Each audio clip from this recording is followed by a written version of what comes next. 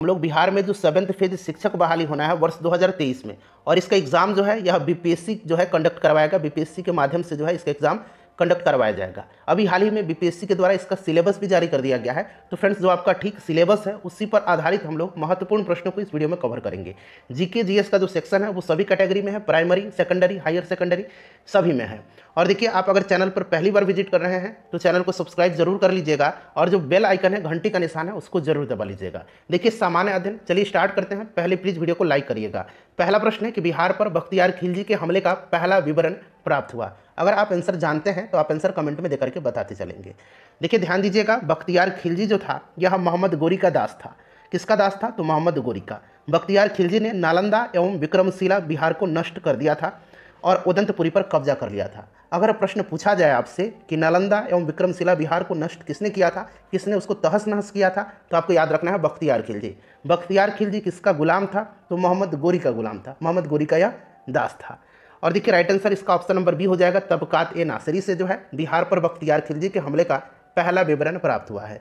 बहुत सारे प्रश्न जो है बीपीएससी में जो प्रीवियस ईयर में पूछे गए हैं, 38वीं बीपीएससी से लेकर के जो अभी 68वीं बीपीएससी हुआ था, वहाँ तक कि जितने भी प्रीवियस ईयर प्रश्न हैं वो मैं आपको कवर करवा दूंगा सब्जेक्ट वाइज। हिस्ट्री का अलग, पॉलिटी का अलग, ज्योग्राफी का अलग, साइंस का अलग। ठीक है, साइंस में भी फिजिक्स, केमिस्ट्री, बायोलॉजी अलग अलग मैं आपको कवर करवा दूंगा। बिहार स्पेशल, बिहार हिस्ट्री को अलग करवा दूंगा, बिहार ज्योग्राफी को मैं अलग करवा दूंगा। चैनल को सब्सक्राइब करिए और बेल आइकन को दबा लीजिएगा। तबकात ए नासिरी के लेखक कौन हैं? तो मिनहाजुद्दीन सिराज हैं।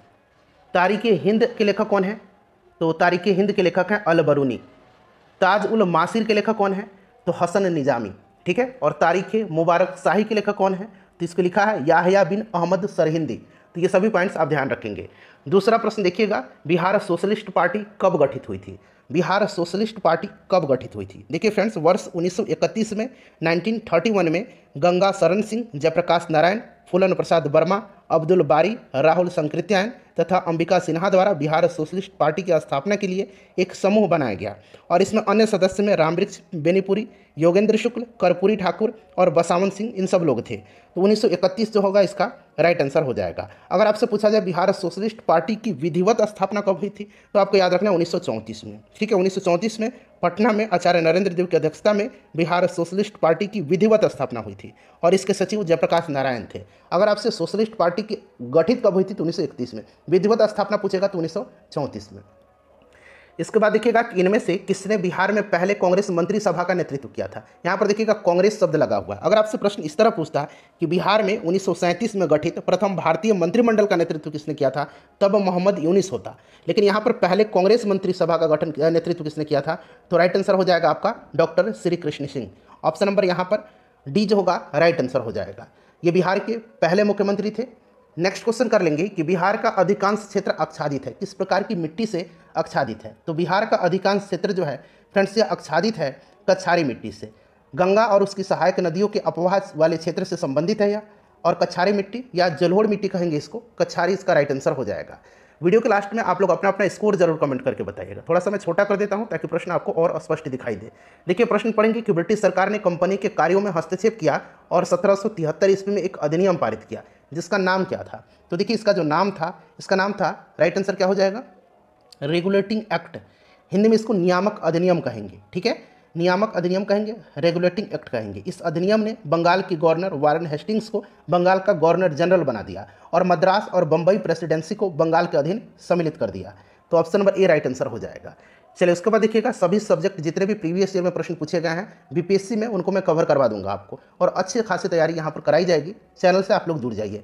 मानसून शब्द का तात्पर्य क्या है? देखिए फ्रेंड्स, मानसून शब्द का तात्पर्य है वे हवाएं जिनकी दिशा ऋतु के अनुसार बदल जाती है। तो हवाओं के रुख का बदलना, option number D correct answer हो जाएगा। निम्नलिखित मृदा में से सर्वाधिक अनुर्वर मृदा कौन सी है? यानी कि जो कम उपजाऊ है, अनुर्वर है, वो मृदा आपसे पूछा गया है। तो यहाँ पर ध्यान देंगे फ्रेंड्स, राइट आंसर इसका क्या हो जाएगा? तो ये आपका लेटराइट मृदा हो जाएगा। लेटराइट मृदा जो है यह सामान्यतः अनुर्वर होती है बाकी की तुलना में। फसल उत्पादन की दृष्टि से इस मिट्टी का महत्व जो है थोड़ा कम है। तो ऑप्शन नंबर इसका सी राइट आंसर हो जाएगा। काली मिट्टी, इसमें कपास की खेती की जाती है। ठीक है, चलिए, इसको रेगुर मिट्टी के भी नाम से जाना जाता है। अगला प्रश्न है कि द्विदलीय पद्धति कहाँ पाई जाती है। द्विदलीय पद्धति कहाँ पाई जाती है? तो द्विदलीय पद्धति वह राजनीतिक प्रणाली है जहाँ सरकार में दो बड़ी राजनीतिक पार्टियां प्रबल होती हैं, और ऐसा व्यवस्था संयुक्त राज्य अमेरिका में है। तो संयुक्त राज्य अमेरिका, यूएसए राइट आंसर हो जाएगा। भारत में अगर पूछेगा तो भारत में बहुदलीय व्यवस्था है। भारत में बहुदलीय व्यवस्था है। ठीक है, प्रश्न बन सकता है। रानी की वाव में अधिकांश मूर्तियां किसकी भक्ति में है? सबसे पहले जानिए रानी की वाव है कहाँ पर। रानी की वाव जो है ये गुजरात के पाटन में है। ठीक है, और इसका निर्माण जो है ये सोलंकी वंश के जो राजा थे भीमदेव प्रथम, इन्हीं की स्मृति में इनकी पत्नी रानी उदयमती ने किया था। क्लियर हो गया। और आपको याद होगा कि जो नया वाला 100 रुपया का नोट है उस पर रानी के वाव का चित्र अंकित है। क्लियर। और यह जो है मूर्ति इसमें अधिकांश किस भक्ति में है यह आपसे पूछा गया है। भगवान विष्णु के विभिन्न अवतारों को यहाँ पर दिखाया गया है। विष्णु राइट आंसर हो जाएगा। नेक्स्ट क्वेश्चन है कि खाली उदर की श्लेष्म, यहाँ उदर मतलब पेट होता है, उसके अस्तर में पाए जाने वाले वलन क्या है? तो ये जो वलन है यह क्या है? तो फ्रेंड्स इसको कहा जाता है गैस्ट्रिक फोल्ड। गैस्ट्रिक यानी कि जठरीय मोड़ कहते हैं या फिर रुगई कहते हैं। ठीक है, अंग्रेजी में इसको इस तरह से लिखा जाता है। तो ये अंग्रेजी शब्द लिख दिया गया। ऑप्शन नंबर सी इसका करेक्ट आंसर हो जाएगा। चलिए अगला प्रश्न है कि सिरक्को तूफान, यहाँ देखिए सिरक्को तूफान की सही दिशा का चयन कीजिए। अब यहाँ पर ध्यान दीजिएगा। देखिए सिरक्को एक गर्म, शुष्क तथा रेत और धूलयुक्त हवा होती है। यह एक तरह की हवा है और यह सहारा रेगिस्तान से उत्तर दिशा में भूमध्य सागर की ओर चल करके इटली, स्पेन इन सब देशों में प्रवेश करती है। इटली में इसका नाम जो है सिरक्को है, जो यहाँ लिखा गया है, इसको इटली में कहा जाता है। मिस्र में इसको खमसिन कहा जाता है। मिस्र में पूछा जाता है तो इसको खमसिन कहा जाता है। ठीक है, लीबिया में इसको गिबली कहा जाता है। ट्यूनीशिया में इसको चिली कहा जाता है। ठीक है, इन सब नाम से इसको जाना जाता है। तो राइट आंसर इसका क्या हो जाएगा? ऑप्शन नंबर ए हो जाएगा, सहारा से भूमध्य सागर की ओर। निम्न में से कौन सा एक अजैव कारक है? अजैव कारक है यानी कि एबायोटिक फैक्टर। एबायोटिक फैक्टर इसमें से कौन सा है? तो आपको पता है कि इसमें से एबायोटिक जो फैक्टर होते हैं वो कौन कौन से होते हैं? तो मृदा हो गया, वायु हो गया, तापमान हो गया, नमी हो गया। Option number B right answer हो जाएगा। 4 आर्य सत्य किसका साहित्य है? 4 आर्य सत्य। तो देखिए महात्मा बुद्ध ने अपनी शिक्षाओं के सारांश को 4 आर्य सत्य के रूप में व्यक्त किया है। ये 4 आर्य सत्य हैं दुख, समुदाय, निरोध और मार्ग। याद रहेगा, दुख, समुदाय, निरोध और मार्ग। ठीक है, तो राइट आंसर इसका बौद्ध धर्म हो जाएगा। उसके बाद देखिए पुलूरा किसका आवरण है? पुलूरा जो है यह किसका आवरण है? पुलूरा यह आवरण जो है यह किसका है? तो देखिए फ्रेंड्स, पुलूरा ऊतक का एक बड़ा और पतला सीट है जो फेफड़े के बाहरी भाग के चारों तरफ में लपेटे रहता है। तो राइट आंसर इसका क्या हो जाएगा? फुफ्फुस हो जाएगा। ठीक है, चलिए उसके बाद देखिएगा फेफड़ा। निम्न में से कौन सा एक अंडद स्तनी है, यानी कि अंडा देने वाला स्तनी है? तो फ्रेंड्स इसका नाम क्या है? इसका नाम है प्लेटिपस। ठीक है, यहाँ देखिए प्लेटिपस लिखा गया, बतखचोज डक बिल्ड प्लेटिपस। प्लेटिपस जो है ये पाया जाता है ऑस्ट्रेलिया में। यह एक स्तनधारी है। ठीक है, यहाँ देखिए अंडद स्तनी है, स्तनधारी है यह। चलिए अगला प्रश्न है कि न्यूक्लियर रिएक्टर में प्रयोग किया जाने वाला विमंदक क्या है? न्यूक्लियर यहाँ पर बना लीजिएगा। तो यह विमंदक जो है यह आपसे पूछा गया है। तो राइट आंसर इसका क्या हो जाएगा? तो ये लाइट वाटर है। ठीक है, लाइट वाटर का प्रयोग मॉडरेटर में कूलिंग एजेंट की तरह किया जाता है। तो यहाँ पर देखिएगा राइट साधारण जल हो जाएगा इसका। उसके बाद नेक्स्ट क्वेश्चन विमंदक लिखा गया है। बाणभट्ट किसके दरबारी कवि थे? तो बाणभट्ट जो थे यह दरबारी कवि किसके थे? तो यह हर्षवर्धन के दरबारी कवि थे। हर्षवर्धन के दरबारी कवि थे। ठीक है, और कादम्बरी और हर्षचरित इन्हीं की रचना है बाणभट्ट की, याद रखेंगे। डाटा लॉजिक के इनपुट आउटपुट नियंत्रक का एक पहलू क्या कहलाता है? तो यह पहलू जो है यह क्या कहलाता है? तो यह कहलाता है बफरिंग। क्या कहलाता है? तो इसको हम लोग बफरिंग कहते हैं। अगला प्रश्न है कि बोर मॉडल निम्नलिखित में से किससे संबंधित है? बोर मॉडल जो है यह संबंधित किससे है? सिंपल सा क्वेश्चन है। तो यह ऊर्जा के परिमाणीकरण की अवधारणा है। Option number C correct answer हो जाएगा। ठीक है, देखिए नील बोर जो थे इन्होंने रदरफोर्ड के परमाणु मॉडल की कमियों को दूर करने के लिए प्लांक के क्वांटम सिद्धांत का सहारा लिया था और इन्होंने विभिन्न कक्षा में इलेक्ट्रॉनों के ऊर्जा का जो स्तर है उसको समझाने का प्रयास किया था। अगला प्रश्न है हमारा कि निम्नलिखित में से कौन सा भारतीय संविधान की संघ सूची के अंतर्गत आता है? संघ सूची के अंतर्गत इसमें से कौन सा आएगा? अब यहाँ पर देखिएगा रक्षा है, अंतर्राज्यीय व्यापार तथा वाणिज्य है और बैंकिंग है। इनमें से चुन करके यहाँ आपको आंसर बताना है कि कौन सा आएगा। तो कौन सा आएगा? तो इनमें से सभी आएगा, 1, 2 तथा 3 सभी जो है, तीनों जो है यह संघ सूची के अंतर्गत आते हैं। चलिए 7वीं जो अनुसूची है उसमें आपको पता है कि संघ और राज्य के बीच में जो है वो आपका संघ सूची, राज्य सूची, ठीक है, इन सब का जो है विवरण दिया गया है। समवर्ती सूची, चलिए समवर्ती सूची लिया कहाँ से गया है आप ज़रा कमेंट करके मुझे बताएंगे। चलिए नेक्स्ट क्वेश्चन है कि मेढक के वृक्क किस प्रकार के होते हैं? मेढक का जो वृक्क होता है यह किस प्रकार का होता है? तो यह होता है फ्रेंड्स, मेढक का वृक्क जो होता है यह होता है किस तरह का, बताइए? तो यह होता है मध्य वृक्क। ऑप्शन नंबर ए जो होगा इसका राइट आंसर हो जाएगा मध्य वृक्क। चलिए अगला प्रश्न है हमारा कि कैल्शियम के अवशोषण के लिए कौन सा विटामिन आवश्यक है? इंपॉर्टेंट क्वेश्चन है। तो यह विटामिन जो है यह विटामिन डी है। विटामिन डी का रासायनिक नाम क्या होता है? कैल्सीफेरॉल होता है। ठीक है, चलिए अगला प्रश्न है हमारा कि कॉकरोच, खाली स्थान दिया गया, प्रजाति के अंतर्गत आता है। तो कॉकरोच जो आता है यह ऑर्थोपोडा के अंतर्गत आता है। ऑर्थोपोडा करेक्ट आंसर हो जाएगा। ठीक है, कॉकरोच इसी में आता है, झींगा मछली भी इसी में आता है, केकड़ा भी आता है, ठीक है, मच्छर भी आता है, ये सब ध्यान रखेंगे। सामान्यतः टूटी हड्डियों को सेट करने के लिए प्रयोग किए जाने वाले प्लास्टर ऑफ पेरिस का रासायनिक नाम पूछा गया है। तो देखिए प्लास्टर ऑफ पेरिस जो होता है इसका रासायनिक नाम होता है calcium sulphate hemihydrate. Calcium sulphate hemihydrate इसका साधारण नाम होता है।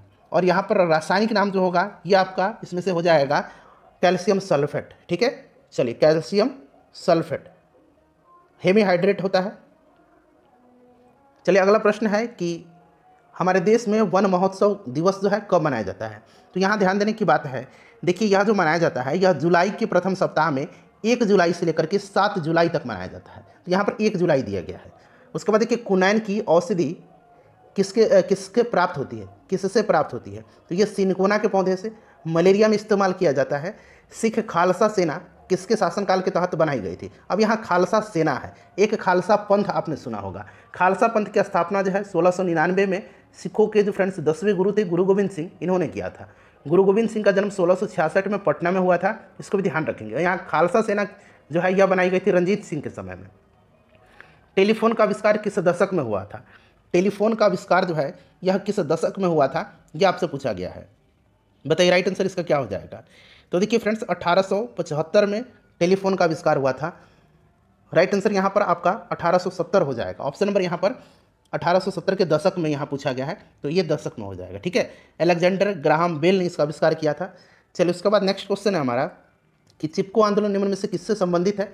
चिपको आंदोलन हुआ था 1973 में, 1973 में उत्तराखंड के चमौली जिले में प्रारंभ हुआ था और यह पौधा संरक्षण है। ऑप्शन नंबर डी जो होगा इसका करेक्ट आंसर हो जाएगा। योजना टाइगर, प्रोजेक्ट टाइगर की शुरुआत भी 1973 में हुई थी। चलिए उसके बाद देखिएगा कि पौधे किस प्रक्रिया से प्रजनन करते हैं? पौधे जो हैं यह प्रजनन जो करते हैं ये परागकण के माध्यम से। परागकण इसका राइट आंसर हो जाएगा। कौन सी नदी सबसे बड़े कृषि योग्य क्षेत्र को लाभ पहुंचाती है? तो यह नदी जो है यह नदी गंगा नदी है। कौन सी नदी है फ्रेंड्स? यह नदी जो है यह गंगा नदी है। ठीक है, चलिए उसके बाद नेक्स्ट क्वेश्चन है कि बुद्धवाद और जैनवाद विरोधी आंदोलन आवश्यक रूप से निम्न के विरुद्ध थे। तो ये किसके विरुद्ध थे बुद्धवाद और जैनवाद? तो यह ब्राह्मणों के रीति रिवाजों तथा औपचारिकताओं के। Option number B correct answer इसका हो जाएगा। सिंधु घाटी सभ्यता की पहचान निम्न में से है। सिंधु घाटी सभ्यता की पहचान जो है यह शहर नियोजन प्रणाली से है। ठीक है, शहर नियोजन प्रणाली से। चलिए तो राइट आंसर इसका हो जाएगा यहाँ पर शहर नियोजन प्रणाली। Option number D correct answer हो जाएगा। सिंधु घाटी सभ्यता जो थी ये किस प्रकार की सभ्यता थी? शहरी सभ्यता थी या ग्रामीण सभ्यता थी? जरा आप मुझे कमेंट करके बताइए। चलिए अच्छा, मोहनजोदाड़ो का एक शाब्दिक अर्थ पूछा जाता है। मोहनजोदड़ो का शाब्दिक अर्थ क्या होता है? तो मृतकों का टीला होता है। उसके बाद देखिए 4 आश्रम निम्न में से संबंधित हैं। तो 4 आश्रम यह संबंधित जो है यह किससे हैं? तो यह जीवन के चरण से। और ये जीवन के 4 चरण जो हैं ये कौन कौन से हैं? तो पहला चरण ब्रह्मचर्य है जो कि शुरू होता है मतलब ये 0 से 25 आप कह सकते हैं। ठीक है, उसके बाद गृहस्थ है। ठीक है, तो यह जो होता है गृहस्थ है, गृहस्थ नहीं गृहस्थ है। गृहस्थ होता है 25 से स्टार्ट होता है 50 तक रहता है। उसके बाद तीसरे नंबर पर वानप्रस्थ होता है 50 से 75 और वानप्रस्थ के बाद संन्यास होता है। तो ये 75 से लेकर के मृत्यु तक। तो ये जीवन के 4 चरण हैं, याद रखेंगे। भारत में वित्तीय आपातकाल अधिकतम कितनी अवधि के लिए बढ़ाया जा सकता है? अब यहाँ पर ध्यान दीजिए, वित्तीय आपातकाल है किस अनुच्छेद में? तो अनुच्छेद 360 में है। वित्तीय आपातकाल भारत में अब तक एक बार भी नहीं लगाया गया है। ठीक है, तो अधिकतम समय सीमा निर्धारित जो है इसकी नहीं की गई है। तो अनिश्चित काल इसका राइट आंसर हो जाएगा ऑप्शन नंबर डी। एक है आपका 352 में। ठीक है, राष्ट्रीय आपातकाल 356 में, राज्यों में राष्ट्रपति शासन और 360 में वित्तीय आपातकाल है। विद्युत मोटर परिवर्तित करती है। तो विद्युत मोटर जो है यह परिवर्तित करती है विद्युत ऊर्जा को यांत्रिक ऊर्जा में। और विद्युत जनरेटर जो है इसका उल्टा हो जाएगा, यांत्रिक से विद्युत ऊर्जा में। निम्न में से किसके प्रयासों से 1856 ईस्वी में विधवा पुनर्विवाह अधिनियम पारित हुआ था? विधवा पुनर्विवाह अधिनियम पारित हुआ था किसके प्रयास से? तो यह प्रयास हुआ था ईश्वरचंद्र विद्यासागर का। ठीक है, भारत में अंग्रेजी शिक्षा के परिचय के लिए मुख्य रूप से कौन उत्तरदायी है? मुख्य रूप से उत्तरदायी जो है यह पूछा गया है कि कौन है। तो राइट आंसर इसका क्या हो जाएगा? बताइए करेक्ट आंसर। करेक्ट आंसर जो होगा फ्रेंड्स वो आपका हो जाएगा लॉर्ड मैकाले। ऑप्शन नंबर यहाँ पर देखिए डी करेक्ट आंसर हो जाएगा, लॉर्ड मैकाले। ठीक है, चलिए आगे बढ़ेंगे, नेक्स्ट क्वेश्चन कर लेंगे कि राज्यसभा ने किस तारीख को विवाह कानून संशोधन विधेयक 2012 पारित किया था। यह पारित जो है यह कब किया था? तो फ्रेंड्स यह पारित जो है यह कब किया था, बताइए राइट आंसर इसका क्या होगा। तो देखिए ये पारित किया गया था 26 अगस्त 2013 को। 26 अगस्त 2013 को विवाह कानून संशोधन विधेयक 2012 पारित किया गया था। ठीक है, चलिए आगे बढ़ेंगे, नेक्स्ट क्वेश्चन कर लेंगे कि किस खेल को जेंटलमैन का खेल कहा जाता है। तो यह खेल जो है यह खेल क्रिकेट है। कौन सा खेल है? तो क्रिकेट है, याद रखेंगे। नेक्स्ट क्वेश्चन है कि भारतीय नागरिकों को मौलिक अधिकार देने का मुख्य प्रयोजन क्या था। इसका मुख्य प्रयोजन जो था यह क्या था? तो देखिए मुख्य प्रयोजन व्यक्तिगत स्वतंत्रता का संरक्षण करना था। Option number C right answer हो जाएगा। मौलिक अधिकार जो है यह भाग 3 में है। ठीक है, अनुच्छेद 12 से लेकर के 35 तक में रखा गया इसको, और इसको संयुक्त राज्य अमेरिका के संविधान से लिया गया है। चलिए अगला प्रश्न है हमारा कि पलासी युद्ध के समय बंगाल का नवाब कौन था। पलासी का युद्ध जो है यह 23 जून 1757 को हुआ था। ठीक है, और बंगाल का नवाब जो था सिराजुद्दौला था। पलासी के युद्ध में कौन था? सिराजुद्दौला था। इसमें इसकी हार हो गई थी। और ब्रिटिश सेना का नेतृत्व कौन कर रहा था? तो रॉबर्ट क्लाइव कर रहा था। तो सिराजुद्दौला इसका राइट आंसर हो जाएगा। भारत का संविधान कैसा है? भारत का संविधान जो है यह कैसा है, बताइए राइट आंसर इसका क्या होगा। भारत का जो संविधान है यह आपका सबसे विस्तृत संविधान है। Option number A right answer हो जाएगा। उसके बाद देखिएगा कि उपासिकाएं कौन थी। उपासिकाएं जो थी ये कौन थी, बताइए। तो देखिए उपासिकाएं जो थी ये फ्रेंड्स बौद्ध धर्म की सामान्य सदस्याएं थी, जो महिलाएं थी। ऑप्शन नंबर सी होगा इसका राइट आंसर। अगला प्रश्न है कि स्वतंत्र भारत के प्रथम कानून मंत्री कौन थे। स्वतंत्र भारत के प्रथम कानून मंत्री जो थे ये डॉक्टर बाबा साहब अम्बेडकर जी थे। ठीक है, चलिए ये पहले गृह मंत्री थे, पहले उप प्रधानमंत्री थे सरदार वल्लभ भाई पटेल, ये पहले प्रधानमंत्री थे, और अबुल कलाम आज़ाद पहले शिक्षा मंत्री थे। नेक्स्ट क्वेश्चन है कि आइंस्टीन को नोबेल पुरस्कार जो है किस कार्य के लिए मिला था। देखिए आइंस्टीन को नोबेल पुरस्कार 1921 में दिया गया था प्रकाश विद्युत प्रभाव सिद्धांत की स्थापना के लिए। तो आपका यहाँ पर प्रकाश विद्युत प्रभाव हो जाएगा, 1921 में इनको दिया गया था। कोशिका का शक्ति स्रोत पावर हाउस किसको कहेंगे? तो माइटोकॉन्ड्रिया को। कोशिका की प्रोटीन की फैक्ट्री राइबोसोम को। चलिए आत्महत्या की थैली लाइसोसोम को। भारतीय कृषि पर वैश्वीकरण के मुख्य प्रभाव से किसका विकास हुआ, बताइए किसका विकास हुआ। तो फ्रेंड्स यह विकास हुआ है जैव प्रौद्योगिकी का। किसका? जैव प्रौद्योगिकी का। Option number A right answer इसका हो जाएगा। नेक्स्ट क्वेश्चन कर लेंगे हम लोग। अगला प्रश्न है कि निम्नलिखित में से सही अनुक्रम कौन सा है। यहाँ पर देखिए मुगल शासक दिए गए हैं, उनका सही अनुक्रम आपसे पूछा गया है। सही अनुक्रम इनमें से कौन सा हो जाएगा। देखिए सबसे पहले मुगल साम्राज्य की स्थापना 1526 ईस्वी में किसने किया था? बाबर ने किया था। इतना तो आपको याद रहेगा 1526 में। ठीक है, चलिए यहाँ पर क्रम बताइए कौन सा क्रम जो है सही हो जाएगा। पहले 3 ऑप्शन देखिए, फिर मैं चौथा ऑप्शन आपको दिखा रहा हूँ। तो यहाँ पर देखिएगा, पहले देख लीजिए चारों, फिर आपको संतुष्ट हो जाएंगे आप लोग। देखिए बाबर, बाबर के बाद कौन आया था? बाबर के बाद आया था हुमायूं, हुमायूं के बाद अकबर, अकबर के बाद जहांगीर, शाहजहां, फिर औरंगजेब। तो ऑप्शन नंबर इसका बी जो होगा वो आपका करेक्ट आंसर हो जाएगा। चलिए उसके बाद देखिएगा खाली स्थान दिया गया है शाहजहां मुगल सिंहासन पर बैठा था। तो शाहजहां जो है मुगल सिंहासन पर बैठा कब था? तो फ्रेंड्स यह बैठा था कब, बताइए। तो ये बैठा था 1628 में। ऑप्शन नंबर ए हो जाएगा इसका राइट आंसर। 1628 में जो है यह सिंहासन पर बैठा था। क्लियर।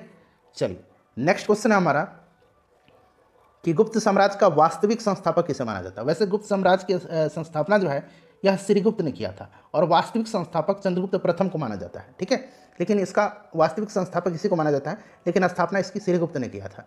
नेक्स्ट क्वेश्चन है हमारा कि एड्स निम्न कारणों में से किसके द्वारा होता है। HIV वायरस के कारण एड्स होता है, विषाणु से होता है। आर्द्रता किस उपकरण से नापी जाती है। आर्द्रता जो है यह किस उपकरण से मापी जाती है? तो यह हाइग्रोमीटर से मापी जाती है। ठीक है, हाइग्रोमीटर से। लैक्टोमीटर से दूध की शुद्धता मापी जाती है। हाइड्रोमीटर जो यहाँ पर देख रहा है इससे द्रव का घनत्व मापा जाता है। पायरोमीटर से उच्च तापमान मापा जाता है। दाब की इकाई क्या है? दाब की इकाई जो है यह पास्कल है। क्या है? पास्कल है, न्यूटन प्रति वर्ग मीटर, पास्कल भी इसको कहते हैं। ठीक है, पास्कल है। चलिए नेक्स्ट क्वेश्चन है कि चंद्रमा की सतह पर उतरने वाला पहला व्यक्ति कौन था। तो पहला व्यक्ति जो थे ये नील आर्मस्ट्रांग थे। 1969 में इन्होंने चांद पर उतरा था। उसके बाद देखिए एगार एगार किससे तैयार होता है। एगार एगार जो है यह तैयार किससे होता है। तो राइट आंसर इसका क्या होगा, बताइए। तो देखिए करेक्ट आंसर इसका जो होगा वो शैवाल हो जाएगा। ठीक है, शैवाल से तैयार होता है, शैवाल से होता है। शैवालों का अध्ययन फाइकोलॉजी कहलाता है, फाइकोलॉजी कहलाता है। ठीक है, चलिए उसके बाद देखिएगा कि रॉकेट निम्नलिखित में से किस सिद्धांत पर कार्य करता है। रॉकेट जो है फ्रेंड्स, यह सिद्धांत जो है कार्य करता है जिस पर रैखिक संवेग संरक्षण के सिद्धांत पर। यहाँ देखिए संवेग दिया गया है। चलो उसके बाद देखिएगा कि स्वर्ण भूमि का वह राजा कौन था जिसने नालंदा में एक बौद्ध विहार की स्थापना की तथा उससे रखरखाव हेतु अपने दूत द्वारा देवपाल से 5 गांव दान में देने के लिए प्रार्थना किया था। तो यह शासक जो थे ये कौन थे? तो करेक्ट आंसर हो जाएगा बालपुत्र देव। ठीक है, तो यहाँ पर देखिए ऑप्शन नंबर जो सी होगा वो आपका करेक्ट आंसर हो जाएगा। चलिए उसके बाद नेक्स्ट क्वेश्चन है हमारा कि पृथ्वी की सतह पर जी का मान किस कारण परिवर्तित होता है? जी का जो मान होता है वो कितना होता है? 9.8 मीटर पर सेकंड स्क्वायर होता है। क्लियर? और देखिए फ्रेंड्स, अगर हम बात करें तो पृथ्वी तल पर जो गुरुत्वजनित त्वरण है जी कहते हैं, इसका मान न्यूनतम कहाँ होता है? इक्वेटर पर होता है, भूमध्य रेखा पर, और अधिकतम कहाँ होता है? पोल पर, ध्रुव पर होता है। और इसका जो परिवर्तित होता है कारण, ये होता है किसके कारण से? तो ये होता है पृथ्वी का आकार तथा पृथ्वी का अपनी अक्ष के चारों ओर घूमना। तो यहाँ पर देखेंगे तो आकार और अक्ष पर घूर्णन, ऑप्शन नंबर यहाँ पर सी जो होगा इसका करेक्ट आंसर हो जाएगा। उसके बाद देखिएगा कि वह दर्रा जो सर्वाधिक ऊंचाई पर अवस्थित है, इसमें से नाथुला जो है ये सबसे ऊंचा दर्रा है। नाथुला दर्रा जो है ये कहाँ पर है? सिक्किम में है। रोहतांग जो है ये कहाँ पर है? हिमाचल प्रदेश में है। निम्नलिखित में से कौन सा तत्व सर्वाधिक विद्युत ऋणात्मक है? तो इसमें से सर्वाधिक विद्युत ऋणात्मक जो है वो कौन सा है बताइए? तो इसका करेक्ट आंसर जो हो जाएगा वो आपका फ्लोरीन हो जाएगा, फ्लोरीन। ठीक है, याद रखेंगे फ्लोरीन हो जाएगा। चलिए उसके बाद नेक्स्ट क्वेश्चन हमारा कि बिहार किसान सभा से कौन जुड़ा था? बिहार किसान सभा, बिहार प्रांतीय किसान सभा आपने पढ़ा होगा 1929 में जो है इसकी स्थापना किया था स्वामी सहजानंद सरस्वती ने। ठीक है, स्वामी सहजानंद सरस्वती जुड़े हुए थे। कार्य स्थापना किया था, कार्यानंद शर्मा भी थे इससे जुड़े, राहुल संकृत्यायन भी थे। ठीक है, राहुल संकृत्यायन भी थे, कार्यानंद शर्मा भी थे, यदुनंदन शर्मा भी थे, पंचानंद शर्मा भी थे। तो उपरिक्त सभी इसका राइट आंसर हो जाएगा, उपरिक्त सभी option number D correct answer हो जाएगा। अगला प्रश्न देखिएगा, नेक्स्ट क्वेश्चन है हमारा कि क्लोरीन को एथिलीन में मिलाने पर क्या प्राप्त होता है? क्लोरीन को एथिलीन में मिलाने पर क्या प्राप्त होता है? बताइए, राइट आंसर इसका क्या हो जाएगा? करेक्ट आंसर इसका क्या हो जाएगा बताइए,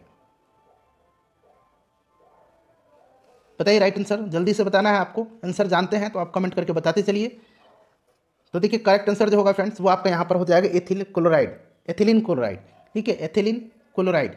चलिए नेक्स्ट क्वेश्चन कर लेंगे, एथिलीन क्लोराइड। ध्यान रखना आपको, किस रक्त समूह के व्यक्ति सभी रक्त समूहों के रक्त को स्वीकार करता है? यानी कि रेसिपिटर कहेंगे इसको, यूनिवर्सल। तो यह रक्त समूह जो है ए बी है। Universal donor blood group O को कहा जाता है, या किसी को भी दे सकता है, सार्वजनिक दाता कहेंगे इसको। निम्नलिखित में से किस वर्ष भारतीय खाद्य निगम FCI स्थापित किया गया था? तो देखिए FCI यानी कि भारतीय खाद्य निगम की स्थापना जो है ये 1965 में किया गया था। अपना स्कोर आप लोग कमेंट करके बताइए कि इन 65 प्रश्नों में से कितने का आंसर आपने सही से दिया है। वीडियो को लाइक कर दीजिएगा और इसको शेयर कर दीजिएगा।